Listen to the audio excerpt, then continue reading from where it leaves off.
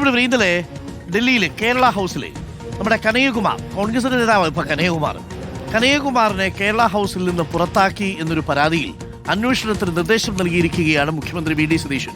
കോൺഗ്രസ് ഭരിക്കുമ്പോൾ കോൺഗ്രസിന്റെ നിയന്ത്രണത്തിലുള്ള പൊതുഭരണ വകുപ്പിന്റെ നിയന്ത്രണത്തിലുള്ള ഈ കേരള ഹൗസിൽ കോൺഗ്രസ് നേതാവായ കനയ്യകുമാറിനെ എങ്ങനെയാണ് ഡൽഹി പോലീസ് പുറത്താക്കുന്നത്? പ്രധാനപ്പെട്ട ചോദ്യമായിരുന്നു അത്.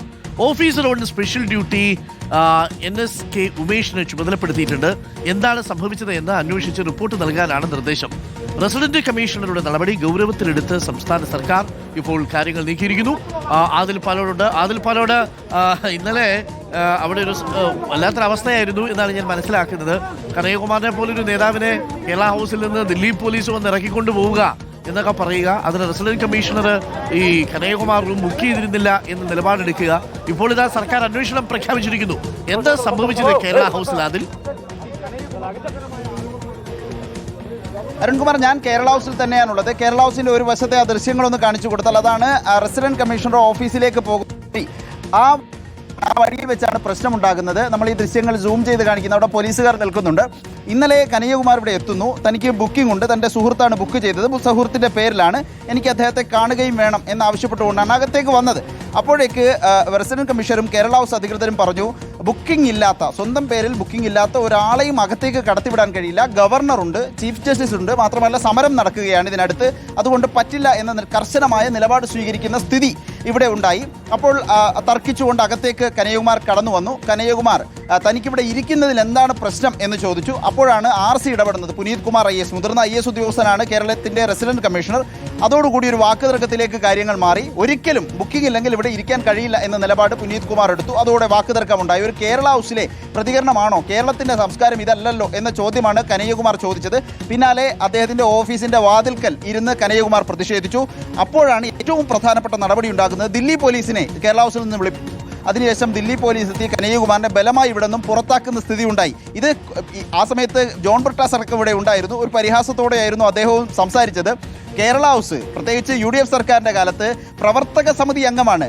VD സതീശൻ പോലും പ്രവർത്തക സമിതി അംഗമല്ല. ആ നിലയിൽ ഉന്നതാധികാര സമിതിയിലുള്ള ഒരു നേതാവിനെ എങ്ങനെയാണ് കേരള ഹൗസിൽ നിന്ന് പുറത്താക്കുക എന്ന പരിഹാസം ചോദ്യമുണ്ടായിരുന്നു ബ്രിട്ടാസിൻ്റെ ഭാഗത്ത് നിന്ന്. ഏതായാലും ഇക്കാര്യത്തിലൊരു നടപടി വന്നിരിക്കുകയാണ്. എന്താണ് സംഭവിച്ചത് എന്ന് അന്വേഷിച്ച് റിപ്പോർട്ട് നൽകാനുള്ള നിർദ്ദേശമാണ് മുഖ്യമന്ത്രി നൽകിയത് എന്ന് മനസ്സിലാക്കുന്നു.